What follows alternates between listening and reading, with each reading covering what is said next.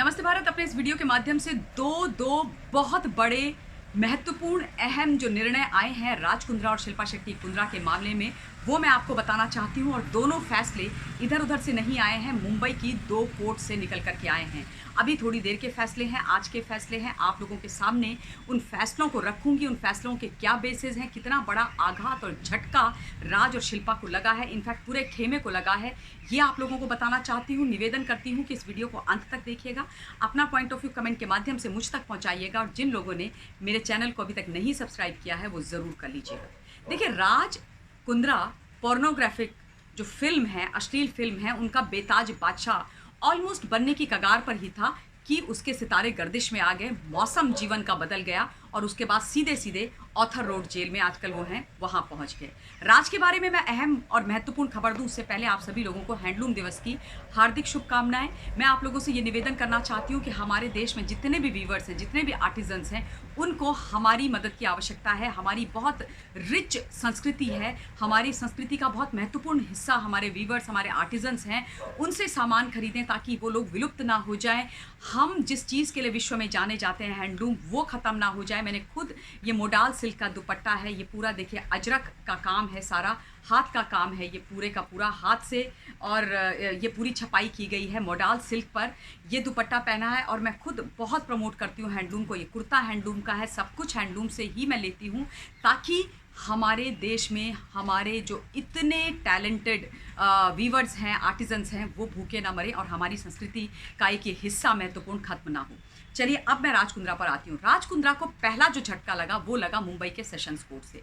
आप लोगों को मैंने अपने वीडियो के माध्यम से बताया था कि 7 तारीख को सेशंस कोर्ट में राज कुंद्रा के ऊपर एक अहम फैसला आने वाला है, क्योंकि राज ने अपने वकील के माध्यम से मैजिस्ट्रेट कोर्ट का वो फैसला सेशंस कोर्ट में जा करके चैलेंज किया था, जिसके द्वारा उनको जुडिशल कस्टडी में भेजा गया, उनकी गिरफ्तारी की गई थी और जुडिशल कस्टडी में भेजा गया था। सेशंस कोर्ट ने आज बोला कि भाई हमारे पास जज नहीं है, अनअवेलेबिलिटी ऑफ जज के कारण हम इस मुद्दे को आज नहीं सुन सकते हैं, इसलिए उसको आगे के लिए खिसका दिया गया है। पहला तो बहुत बड़ा झटका ये लगा। उसके बाद हाई कोर्ट में भी आज इस मामले पर सुनवाई थी, यानी कि राज के मामले पर सुनवाई थी। राज कुंद्रा के वकील जब हाई कोर्ट पहुंचे और हाई कोर्ट ने उनकी तमाम दलीलें सुनी, उसके बाद हाई कोर्ट ने बहुत ही अहम महत्वपूर्ण फैसला इस मामले में दिया, और उन्होंने बोला कि मैजिस्ट्रेट कोर्ट के जज का जो फैसला है वो उन्होंने अपने जो लीगल कानूनी जितने भी रूल्स हैं, या जितनी भी क्या कहते हैं लीगल फ्रेमवर्क है, उसके अंदर ही उन्होंने फैसला दिया है। और उन्होंने एक्चुअली चैलेंज किया था अपनी अरेस्ट को। उन्होंने बोला कि मुझे इलीगल तरीके से, गलत तरीके से अरेस्ट किया गया है, मेरा जो अरेस्ट है वही इलीगल है, तो अगर अरेस्ट ही इलीगल है तो फिर मुझे ऑथर रोड जेल में 14 दिन की जुडिशल कस्टडी में क्यों भेजा गया। तो ये पूरा जो मामला सुनवाई के बाद जस्टिस गडकरी जी जो हाई कोर्ट के जज हैं, उन्होंने बोला कि भाई इसमें मैजिस्ट्रेट कोर्ट का फैसला बिल्कुल सही है, लीगल जो पूरा जो रेमेडी है, फ्रेमवर्क है, उसके तहत ही उन्होंने फैसला दिया है, तो इस फैसले पर हम कोई कार्यवाही नहीं कर सकते, इस फैसले के बारे में हम कोई भी किसी भी प्रकार की टिप्पणी नहीं कर सकते।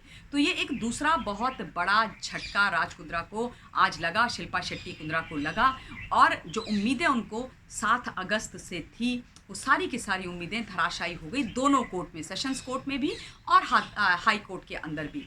आप सब लोग जानते हैं कि किस प्रकार से डेस्परेट हैं राज कुंद्रा किसी भी तरीके से बाहर निकलने के लिए, लेकिन उनको मुंबई की जो पुलिस है, क्राइम ब्रांच और प्रॉपर्टी सेल, वो लोग एक के बाद एक कानूनी दांव लगा करके बाहर नहीं निकलने दे रहे हैं। इनफैक्ट कानूनी दांव की बात नहीं है, बिल्कुल सही उनका जो चीज़ें हमारे सामने आ रही हैं, जो हम देख रहे हैं, जो सबूतों और सूत्रों के आधारों पर आ रही हैं, जो समझ में हम सबको आ रहा है, उसके आधार पर यही बात है कि राज कुंद्रा पॉर्न फिल्मों का निर्माण करके उनको डिस्ट्रीब्यूट भी कर रहे थे, और वो हॉटशॉट नामक जो ऐप है उस पर अपलोड की जाती थी।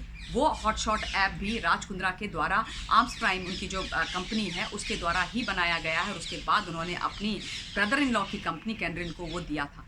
तो जो इनिशियली जिस दिन 19 जुलाई को राज कुंद्रा रात में अरेस्ट हुए थे, उस दिन पुलिस ने साफ तौर पर यह बोला था कि कॉन्स्पिरेटर है राज कुंद्रा। अब आप सोचिए, ये शब्द उस दिन इस्तेमाल किया गया था कि राज कुंद्रा इस पूरे पॉर्न अश्लील फिल्म का जो निर्माण का मामला है, ये जो पैसे कमाने का अश्लील फिल्मों से जो मामला निकल करके आ रहा है, उसके की कंस्पिरेटर और कोई नहीं बल्कि राज कुंद्रा हैं। और चूंकि वो की कंस्पिरेटर हैं, इसलिए हमने उनको पूछताछ के तुरंत बाद ही गिरफ्तार कर लिया है। और अब लगातार जो प्रॉपर्टी सेल है, क्राइम ब्रांच है, वो यही दलील कोर्ट में देती है जब भी बेल याचिका लगाई जाती है राज कुंद्रा की तरफ से उनके वकील के माध्यम से, कि अगर ये बाहर निकलेंगे तो ये एविडेंसेस को बहुत बुरी तरीके से इन्फ्लुएंस कर सकते हैं और ये कुछ भी नुकसान कर सकते हैं। और केस क्योंकि बहुत सेंसिटिव है, बहुत खतरनाक केस है, इस केस में एविडेंस अगर एक बार चले गए, जो लोग कॉन्फिडेंस से, जो महिलाएं, जो लड़कियां जिनको इन्होंने अपना विक्टिम बनाया था, वो बाहर आके हिम्मत करके राज की अरेस्ट के बाद उनको कॉन्फिडेंस जो आया, उसके बाद वो पुलिस के सामने आके अपने बयानात दे रही हैं। वो अपने बयानात पलट भी सकते हैं, वो उसके बाद झूठ भी बोल सकते हैं, कुछ भी हो सकता है, क्योंकि राज कुंद्रा एक बहुत ही फिनेंशियली और बहुत साउंड आदमी हैं और ऑब्वियसली उनकी कुछ अप्रोच भी होंगी, जो कुछ भी होगा। लेकिन बार बार crime branch and property cell यही कह रहा है कि राज कुंद्रा को किसी भी तरीके से बाहर नहीं निकालना है।